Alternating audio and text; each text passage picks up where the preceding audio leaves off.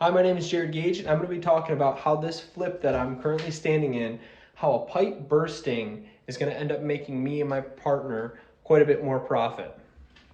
And for those of you who want to know, I got into this house with no money. My part of the partnership is doing the labor and the work. My partner is providing all of the money for the materials and for the purchase of the house. So we're doing a 50-50 split. He's paying for everything, and I'm going to be doing all the work and completing all the renovations, doing everything like that, planning everything out, which works out great for me. If you're young and you don't have a lot of money, find somebody who has money. Like I said in the last video, if you get in good with somebody who has money but doesn't have time, and you can do the work, they might not have the time, you'd have the time, they have the money, you don't have the money. It makes a great partnership. Both parties are happy, you both make money, and it also gives you a ton of experience in real estate.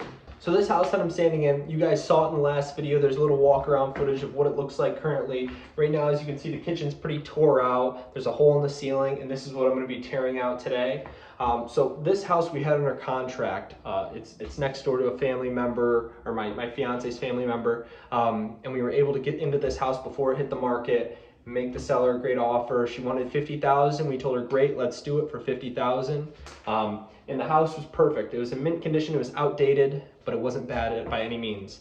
So our intention was to go through this kitchen we're standing in, spruce it up a little, make this kitchen a little nicer, redo the bathroom a little bit, paint, and resell it for around $85,000.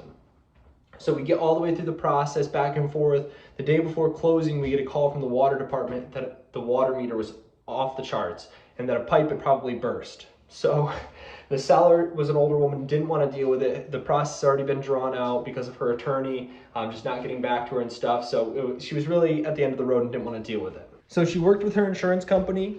They ended up offering her a settlement, and she took the settlement, and we didn't know anything about it.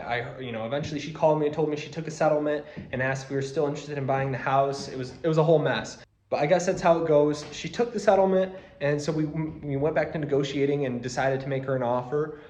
We said, why don't you just sign the house over to us, collect your settlement check, and walk away, and we'll be done. She still wanted a little bit of money for the house, so we ended up agreeing upon $22,000 for this house. So we do have a lot more work to do now that this pipe burst, but this also gives us a room to make a lot more renovations and make that sell price go from $85,000 to $145,000 by completely redoing the house. So we negotiated, got $22,000. We're estimating putting around $40,000 into this house. I'm doing a lot of the work myself, and my dad's a contractor, so I'm paying him to help me out of my portion of it. But that's ultimately going to increase the value of the house enough where it's going to make me and my partner an additional $15,000, $20,000 each, which is phenomenal for what we got into. We were lucky enough to find this house off market before she listed it because she was sick of being a landlord and didn't want to deal with the renovations or listing the house and drawing out the process more.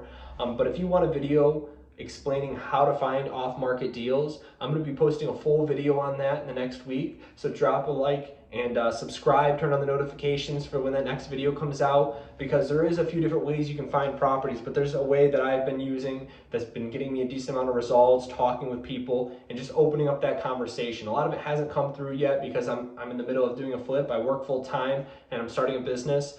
So I'm not doing the volume that some of you may be doing, and I can open up the doors to more opportunity.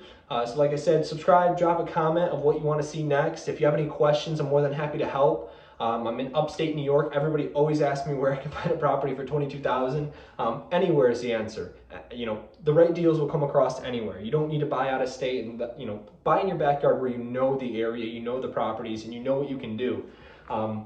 We were fortunate enough to find this one, and that pipe bursting really opened up a lot of doors for us. It created a lot more work for me, but it also did allow me to make more money on this deal. So I'm going to keep you guys updated throughout this whole process. If you want to see videos kind of walk around what it looks like now, go check out my last video. In the next video, I'll do another walk around showing what we've done so far. This next week, we have a lot planned, and it's going to be awesome. So if you want, drop a like, subscribe, turn on post notifications. I'm going to be posting twice a week, if not more, and I appreciate you guys watching. Thank you.